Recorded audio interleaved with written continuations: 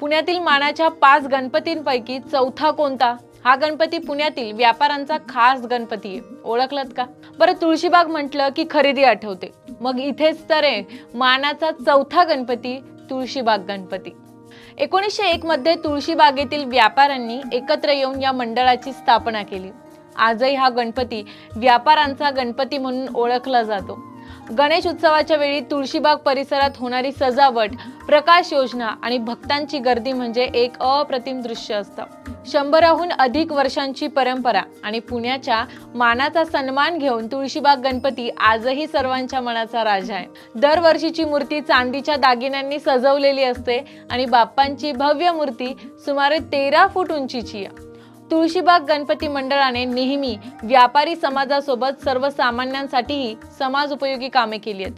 आकर्षक मूर्ती, भव्य सजावट आणि भक्तांचा अपार उत्साह यामुळे हा गणपती दरवर्षी गणेश भक्तांचं लक्ष वेधून घेतो. तर असा आहे आपल्या पुण्याचा चौथा मानाचा गणपती म्हणजेच तुळशीबाग गणपती.